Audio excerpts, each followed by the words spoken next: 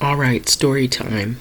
I had to look at this because I heard on TikTok that Karen Bass was helping undocumented peoples.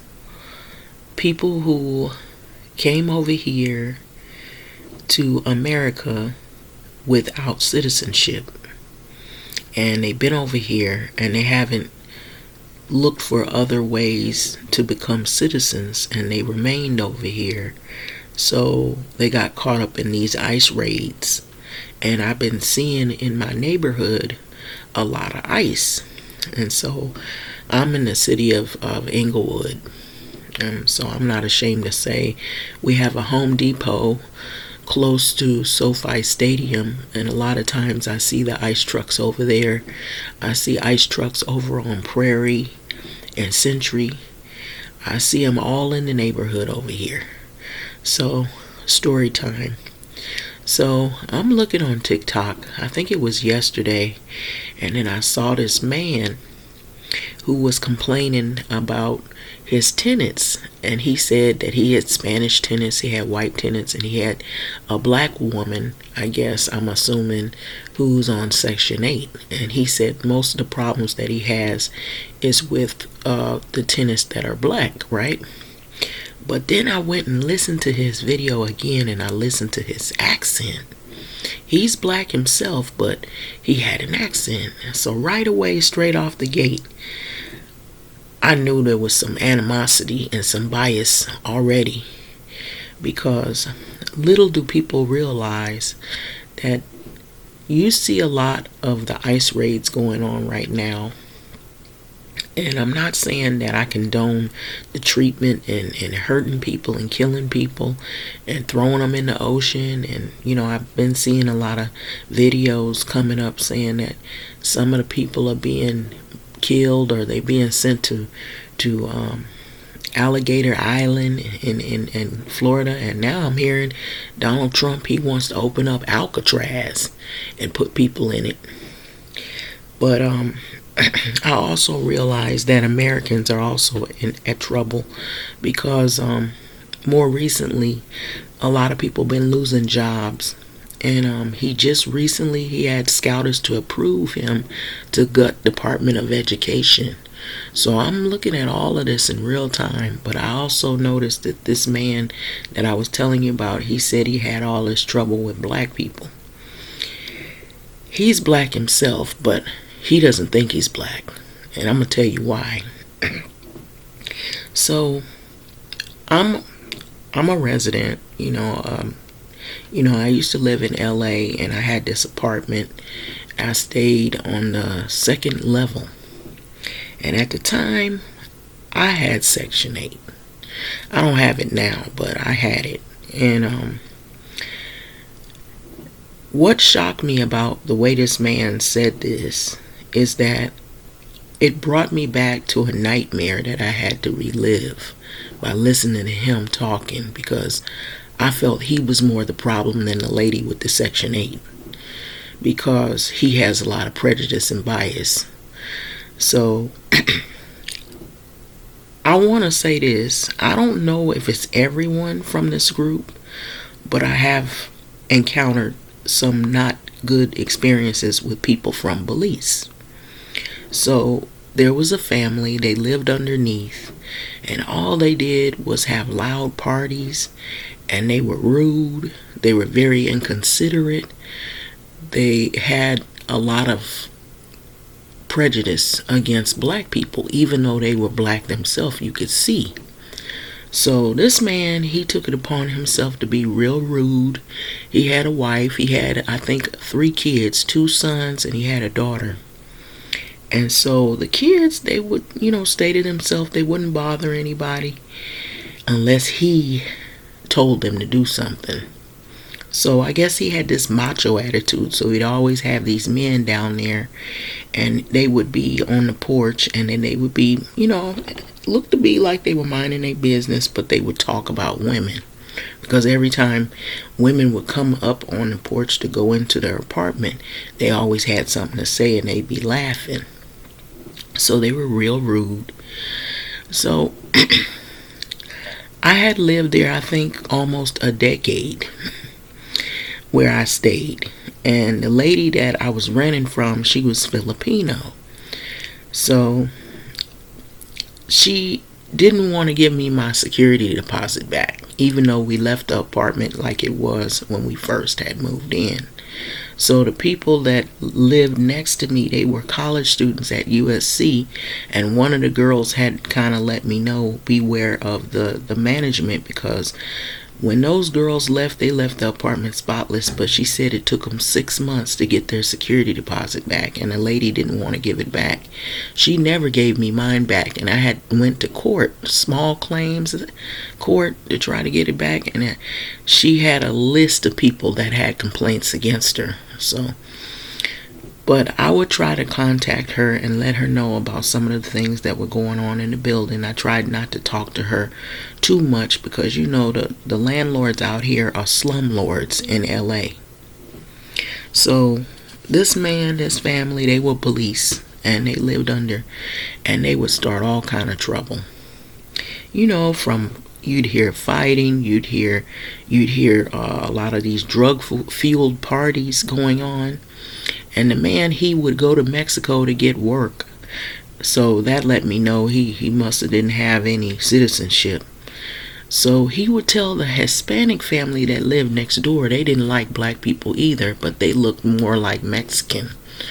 And he would tell them that he wasn't black, even though this family looked just like us. So he had them thinking somehow they're not black. Now that these ICE raids are going on, I wonder what these people are doing now. You know what they're doing? Blending in with black folks. The ones that they look black. A lot of them have black in them. They are black. They're black. Well, they have African blood in them. But a lot of times they like to go around saying that they're not black.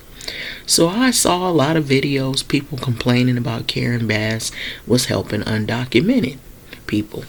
So this says Karen Bass pushes back on federal ICE raids with cash card program.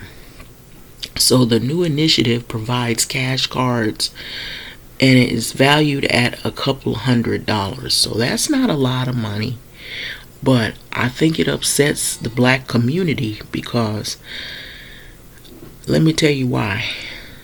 Black people, when they try to get help on different things, it's very hard for us to get any help. And we got to work. We got to prove that we have hours to work to get any kind of cash payment for anything. And so you can't get away scot-free. So I see all these videos of these wannabe something else from some other country. We was born somewhere else, but we blend in with the black folks, doing all these videos about how black people are ratchet, you know, basically coming up with all these videos. So, you know, I saw the video about the Carnival cruise incident, that it was a lot of people on those cruises and they were acting out of pocket. They were rude and they were uncouth, and the term is ratchet. But the people that's jumping on the videos and making the videos about these people, they either uppity people, it's classism, or it's prejudice. It's people who come from other places. They were born somewhere else, and they can't wait to jump on these videos. Now, let me tell you, don't get it wrong, that these people coming from these other places, they don't have no citizenship, and they look like black folks. And a lot of them are black folks. They just was born in a different part of the globe. They got an accent. They might speak a different language. They might know different languages or had exposure or different set of experiences. But that does not mean that they are not black people. But they operate on the ideology that they are not black. And they turn their nose up at people of color. So what's really bad about this situation? I could read all of this, but I'm not gonna. When I go over here, now, I'm not saying these people don't deserve it, and I'm not saying anything bad on them, because I get why they need to have the reparations, but a lot of black people been saying that they wanted reparations. So after 80 years later, the victims of the first atom bomb will soon be eligible for reparations, right? So I was reading that and I noticed it's going to happen.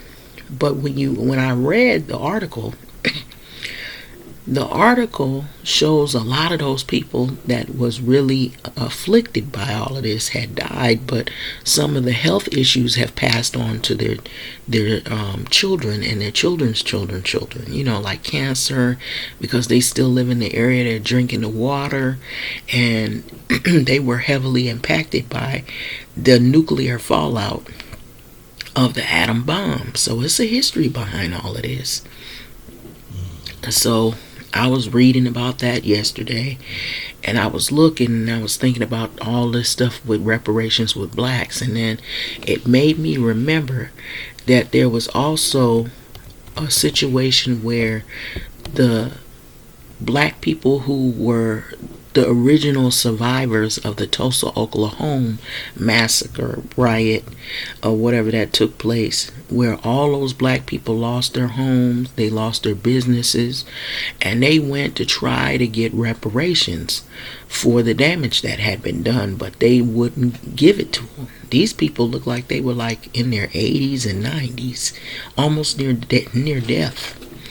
But yet these people, 80 years later, these victims of the atom bomb, they getting ready to get reparations, but black people can't get no reparations of no kind.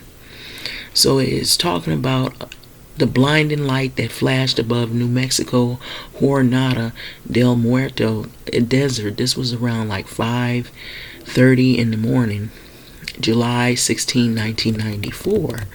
So it's telling the story of a young boy, how he saw the flashing light. So this was the beginning of the nuclear fallout. So the thunderous roar followed a jolted 14-year-old Jess, I believe, Galeland, awaked on his porch of his family's ranch 27 miles away. Galeland didn't know it yet, but the U.S. Army had just detonated the world's first ever nuclear weapon. So, in the hours of the days after the blast, the radioactive dust would begin to coat the rooftops, the clotheslines, the crops, the animals, the ground near Galeland's family's home. So, often rare forms of cancer, that's what they ended up with. The family, as years had passed, almost the whole family, all his members, neighbors included, ended up having cancer. So it passed on. I think there were other people that lived in the area, they also had cancer. And so the federal government, they never warned them about the bomb testing and never evacuated them after the blast or advised them about the potential health consequences near the nuclear fallout. So those who lived downwind of the atom bomb say they had never received much recognition until this day. So it took them this long to get reparations after all this had happened to these people, okay? And so 8 decades after the Manhattan Project's Trinity test, generations of New Mexicans, okay, suffered health problems from the nuclear fallout will soon be eligible to receive compensation for this. So the measure in recently enacted Republican tax bill expands the pool of Americans eligible for a program that compensates people who have health problems linked to the radiation exposure from atomic weapons program, including uranium miners and the downwinders, okay? So the Radiation Exposure Compensation Act, it passed in 1990, previously only applied to people in certain parts of Nevada, Utah, and Arizona, but it didn't include those who were potentially impacted by the Trinity test in New Mexico or living in the Navajo lands in Arizona, among other areas. So for people in New Mexico's Tularosa Basin, the money will make a world of difference. Galeland, he is 71 years old, a 71-year-old daughter Edna K. Hinkle said, okay? Okay, so the 71-year-old daughter is the one that's going to actually get the money, because I'm assuming that maybe her father is no longer alive. So the people around here, a lot of them are really poor people, and they couldn't afford gas to go to La Cruz and Albuquerque to get treatment. This was said by Hinkle. So who has battled multiple types of cancer, and there's people that it means millions and multi-millions to them. So the Trinity test secret fallout. So it was a secret, and they didn't tell the people that they were going to be testing these bombs.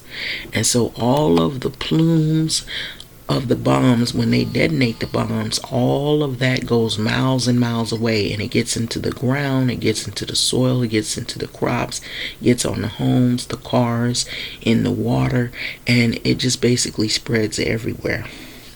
So the people end up getting bad reactions from it, from the skin to cancer and the whole thing. So they end up with long-term health problems.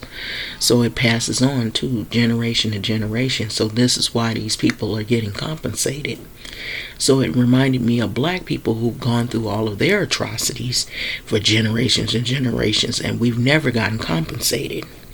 I noticed that. Now, you see where I'm going with this. And the government is involved, because they sanctioned this, they let this stuff happen, and they didn't tell the people. And we see stuff happen even still to this day, and nobody is doing anything about it. And it gets worse and worse and worse. And now that we under the Trump administration, we got people being rounded up, and I felt like he was looking for ways to try to round up black folks. And one way to do it is that we look like these people that come from somewhere else who want to be something else when they get over here, and they have the nastiest attitude. They're doing all these videos about black people, but they don't talk about the stuff that they do when they get over here. How they treat other black people, and how they are nasty, and how they're very mean and cruel, and how they have their prejudices and racism. So they get over here with an attitude like you owe them something. And they come over here and sneak into the country. We already been here. But if you look at that Tulsa, Oklahoma incident, and you look at all the other riots and all the other things that have happened that took businesses away from black people, the things that black people have had to suffer in America, we still haven't been compensated. So that's enough to make a lot of black people upset. So if you look at this right here, and how these people, they lied to these people. They basically didn't tell these people what they were doing. So this is the same government that we're under, same people doing the same tactics, allowing this president to take all these thousands of jobs away from people and gut these institutions that people need. And it's hurting a lot of people. So when you read about this, it's very angering. So it says scientists, they chose to conduct this test. It was called the Trinity test in Alamogordo, a bombing range. For the area relative secluded, it was secluded, so they thought, oh, it ain't that many people living there. We don't see no people in that area, so we can do the test here. So predictable winds. They thought it was predictable winds. There was a lot of seclusion, no people around, which they believe would limit the spread of the radiation over populated areas, according to the U.S. Department of Energy's Office of History and Heritage. So Army officers, they pinpointed where thousands of people lived within 40-mile radiuses of the test site and prepared emergency evacuation plans, but they never used them. So after the test, the military described the giant blast people saw as an accident involving ammunition and pyrotechnics. So they assumed that it was just an accident and it was nothing to have to worry about, but it was more than that. The federal government didn't reveal the real cause of that plume, even to those in the area who had watched the mushroom cloud, until the month later when the nation dropped the atomic bomb on Hiroshima. So anybody read about history, you would have heard about all of this and you would have understood. So it kind of goes back into history about all of this. So by then, those living near the test site had already ingested the radiation material. And in 2015, a letter, a man named Henry Herrera, he was 11 years old at the time the Trinity test happened, and he recounted watching the cloud of black ash fall across his town, according to him. So, including on the clothing his mother had hung outside to dry in hours after of the explosion. So it was in the clothes, it was on the houses, on the cars, everywhere, in the ground, in the soil, in the water. So this filth had landed over the town and covered the village with radiation. This is what Herrera wrote. He has now passed away in 2022 at the age of 87. So these are the people that was directly impacted by all of this.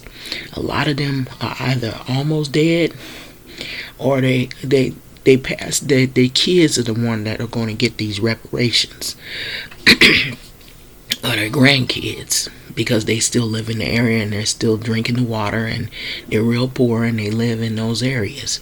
So our water was contaminated because we had to drink the rainwater, and it was from the cistern, the ditch water. So everything we consumed was filled with radiation. So there's a sign out there, and this is in this day. It's called the Trinity Site. The sign is the Trinity Site near the White Sands of New Mexico. This was February 2024. So this sign is out there right now. And the events that happened 5:30 in the morning, July 16, 1994, when the world's first atomic bomb had exploded, now known as Best to Millions, from the Oscar-winning movie Oppenheimer. So if anybody went to go see that, that's pretty much what it is describing. The government publicly downplayed the potential consequence of the nuclear bomb test for people living in Tulsa Basin despite internal concerns. 5 days after the Trinity, physicist Stanford Warren wrote a letter to the Army General Leslie Groves explaining the high level of radiation that was found near the lot of houses. So Warren suggested future tests be conducted 150 miles away from any populated area, and hundreds and thousands of people lived within a 150-mile radius of the Trinity test. Years later, a healthcare provider named Catherine Benecke wrote that Warren from Roswell, New Mexico, explaining that there were about 35 infant deaths in the city in the month after the atomic bomb test, and Warren's medical assistant denied that there might be a connection to the testing in his response back to Benecke. But unpublished data from New Mexico's health department showed that the infant deaths increased 38% in 1945 compared to 1946, according to the Bulletin of the Atomic Scientists. So radioactive fallout from the test reached 46 to 48 contentious in the U.S., along with Mexico, Canada, according to 2023 study published by researchers at Princeton University and the University of Colorado, Boulder. The same study showed fallout from the 100 other atmospheric nuclear tests, and the government conducted this in Nevada in the years after, reached all of 48 contiguous states, Canada, and Mexico. Okay, so thousands are eligible for compensation. The exact number of the people eligible for the nuclear weapons-related radiation compensation across the nation remains unknown. So Tina Cordova, who co-founded the Tulsa Basin Downwinders Consortium, said that she estimates an upwards of 10,000 people have had health impacts related to the Trinity test, but the village of Tulsa alone could generate thousands of claims out of the town that has consistently had a population around 300, or not 300, but 3,000 people. So Cordova said noting that generations of people who have moved away still have lingering health problems. So people who were living in the area might have moved away, and if they were part of this, they will get compensated as well. So thousands more across other states could be eligible for this reparations. Between 1951 to 1958, the U.S. conducted 188 nuclear tests. So more people could get compensated reparations because of this. This was out west. So at the military's Nevada test site, 65 miles north of Las Vegas, dozens of nuclear tests were conducted underground each year between the years of 1963 to 1992. So that's getting a little more closer. You see? So according to the Department of Defense. So all this is coming out, y'all. So these people that were living around that time in those areas, if they've been affected by the radiation, sick with cancers that's related or tied to any of this, those people are about to be compensated reparations. So today, it says during roughly the same time frame, nearly 30 million tons of uranium ore were extracted from the Navajo Nation lands to build nuclear weapons.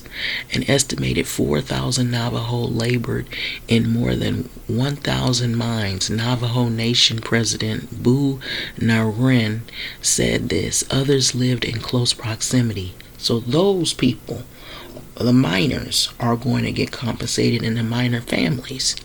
So today's hundreds of abandoned uranium mines remain on the tribe lands, and it may still be polluting water to this day.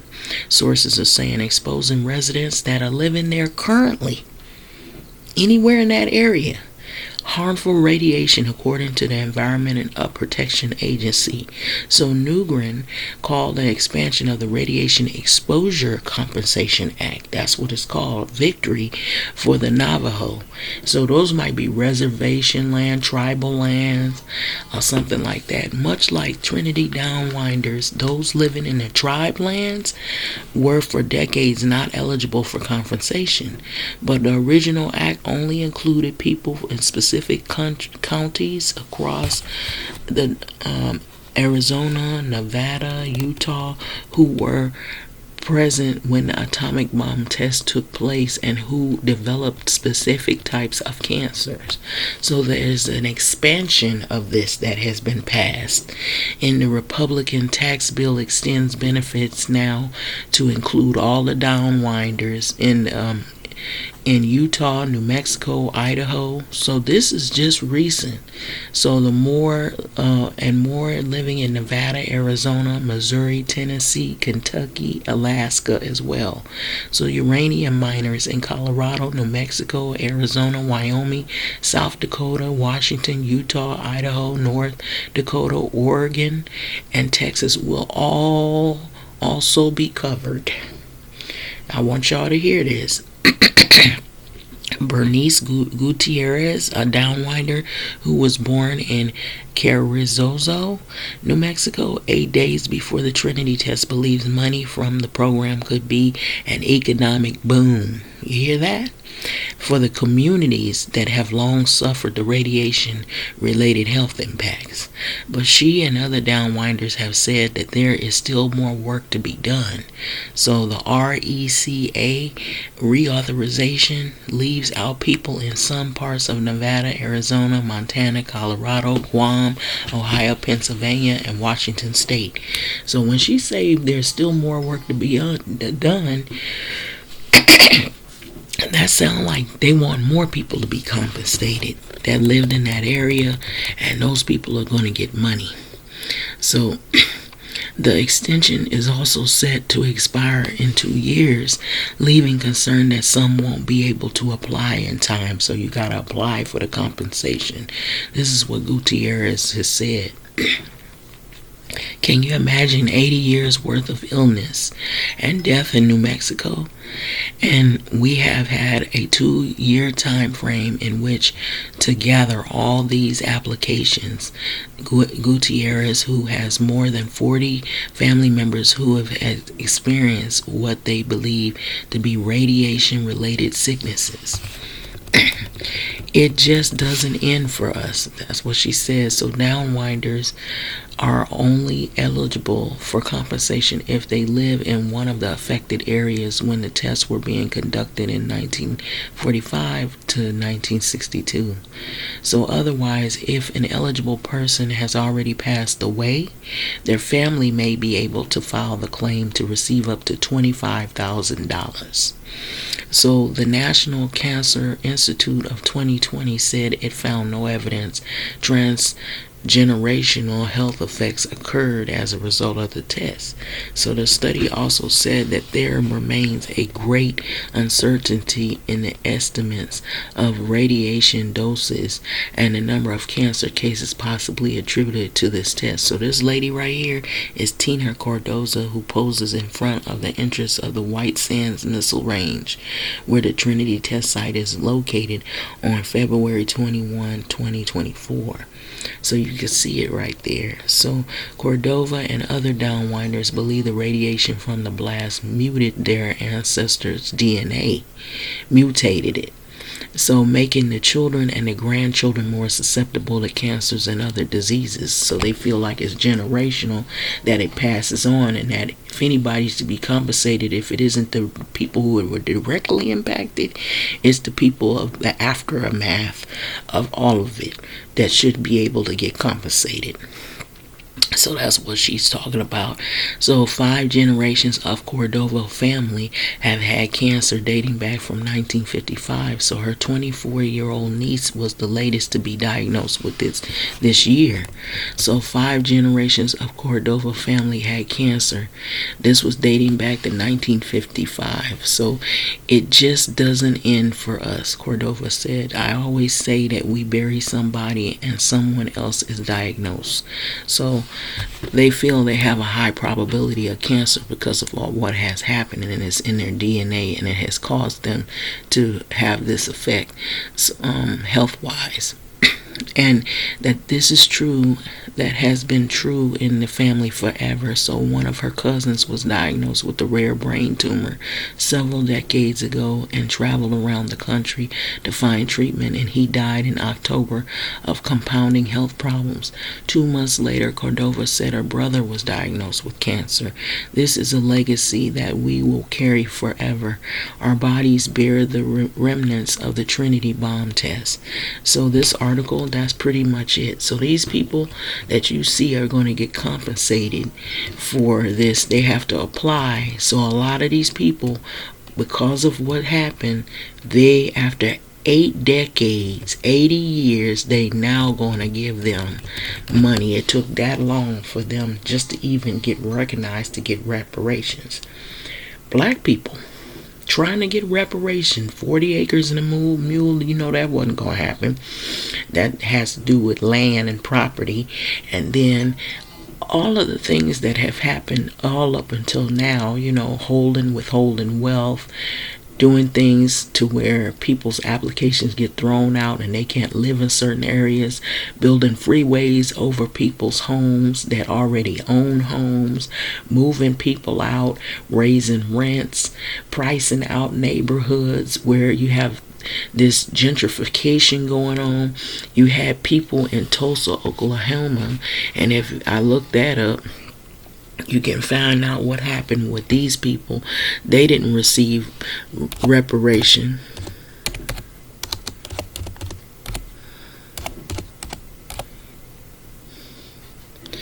Okay, so the Tulsa, Oklahoma, that basically, it was a massacre, and it shows the photos here, and I'm going to let you see the photos. I think that's important right now for you to look at the photos. This is what happened to the homes. It was a massacre. Greenwood was known for the Black Wall Street, for its wealth, and it had a lot of prominence, and this is how it ended up looking. Like a war-torn country, huh? They said it was Little Africa on fire.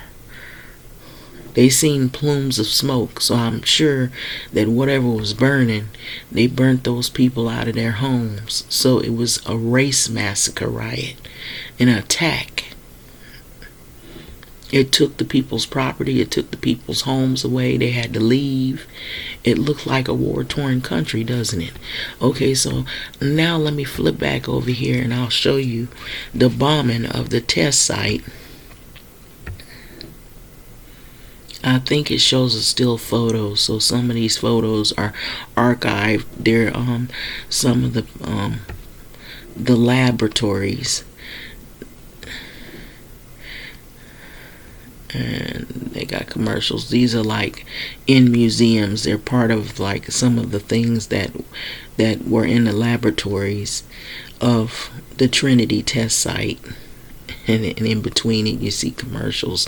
They're showing you the laboratories, but these are the people, I guess, that were a part of that testing site. Okay, it says it's the wall of workers badges for the K-25 uranium enrichment plant, now in the History Museum at Oak Ridge, Tennessee. But if you look at the pictures, I think what I was looking at, there was some pictures of Hiroshima. So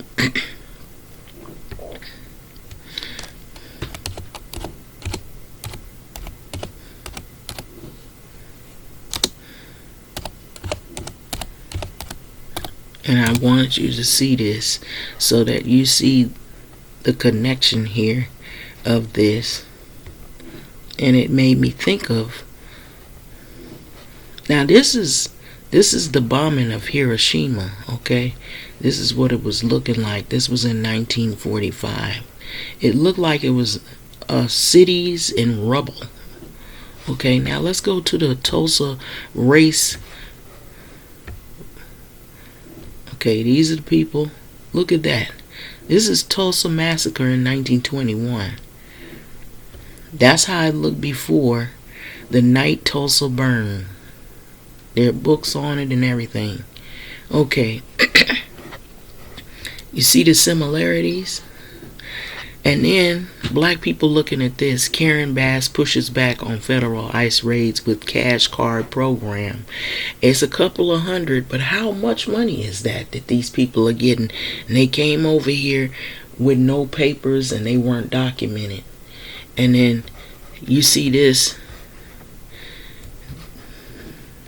right here looks similar to what happened in Hiroshima. Look at that. Okay, and I'll go back to the areas that look decimated. This is, look at this. Look at this. Hiroshima, Tulsa Massacre. Looks similar, don't it? I mean, one was an atom bomb and the other one looked like an atom bomb was dropped on it. Them people came over there and burned these people's town to the ground. You see this? This is the Tulsa Race Massacre. So, for those that don't understand the reason why black people are disappointed with the way things have been going, and now you see that these people, after 8 decades, 80 years, and some of the people directly impacted are dead and gone almost practically. The kids have mutated DNA. That's what the lady was saying.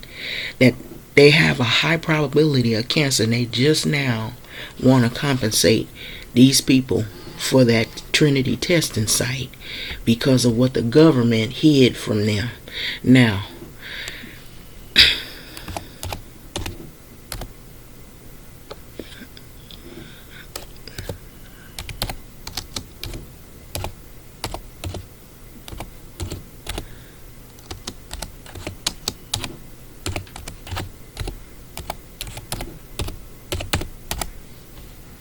okay, I want you to see this. These are the Oklahoma Supreme Court dismisses the lawsuit of the Tulsa Race Massacre. These people are also almost dead.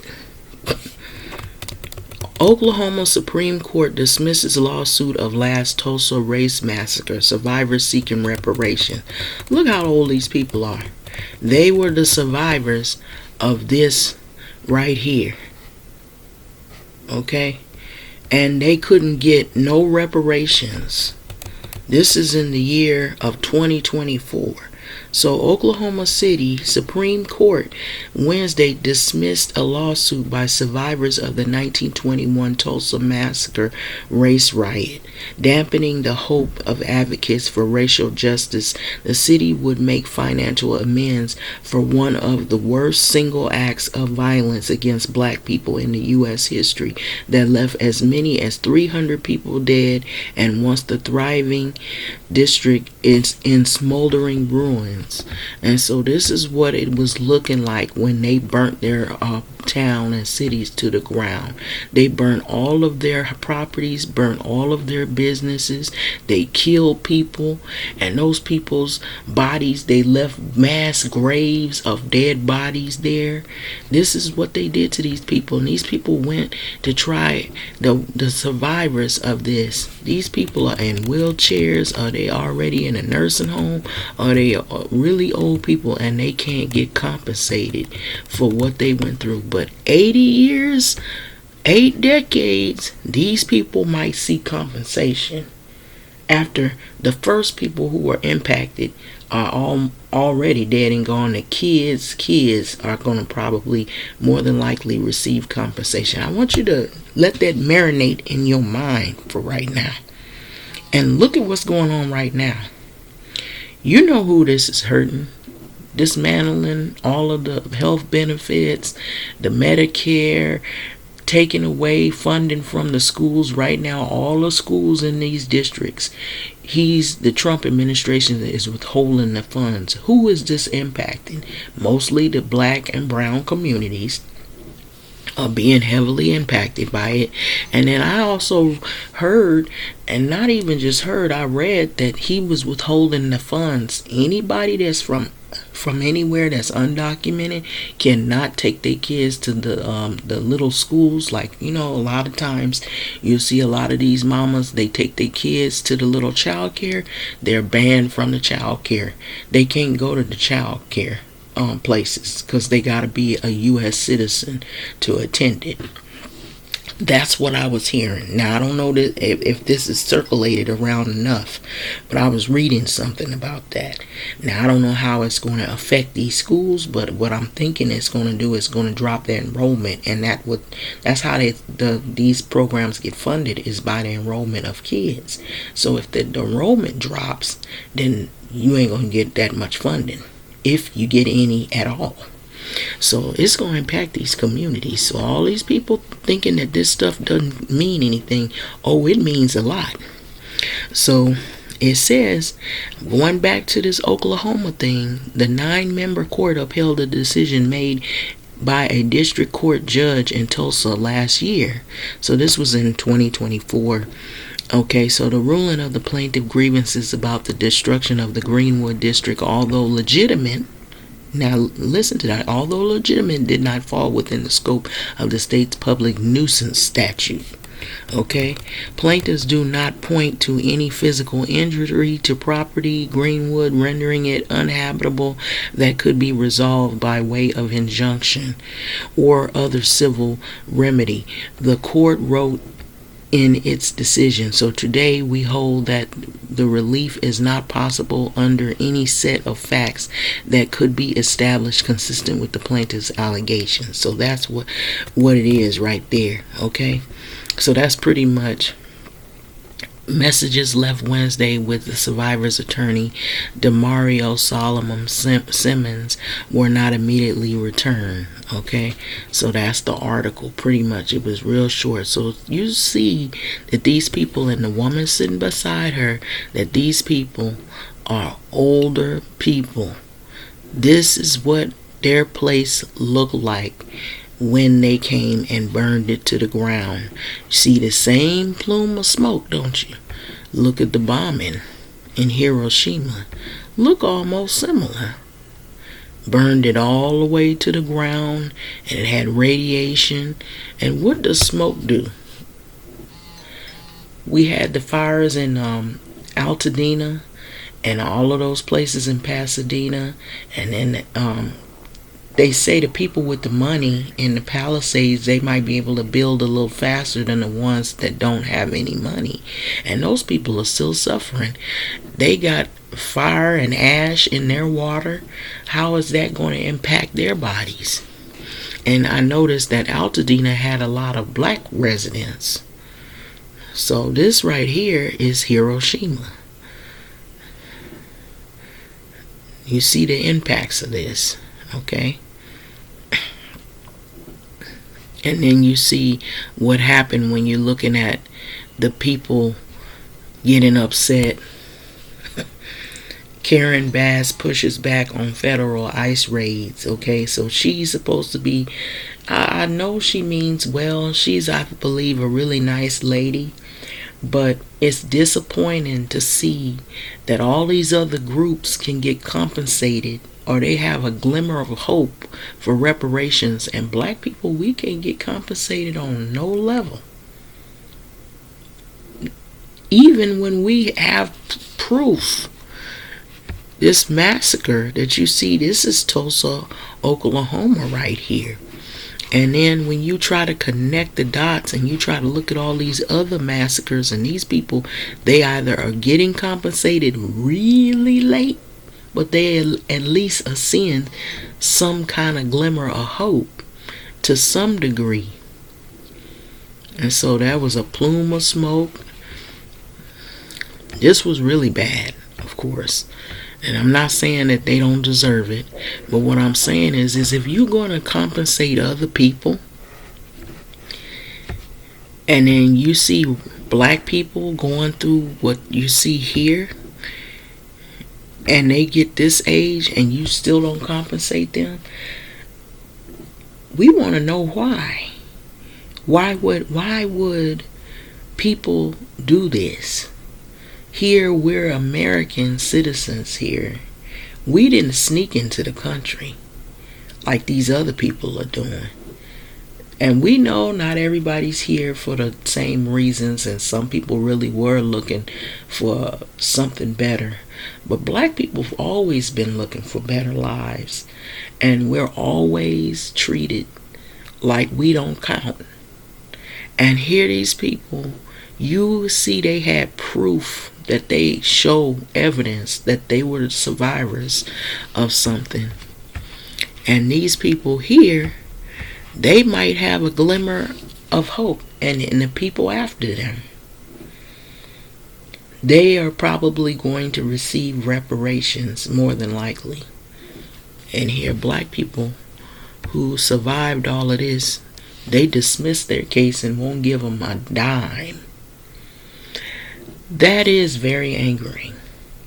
And then the people that you see that live in the cities, in the metro cities, that fled Jim Crow, that isn't something to you? I just want you to think about that. That's the reason why so many people are disappointed with our society today and from before and yesteryear, because we're treated like we don't matter. That's where the Black Lives Matter comes in at. And so we're being hunted down like dogs. We was racially profiled. We go through so much trouble trying to get jobs. You're the first to get fired, the last to get hired. You know, we've gone through so much as people.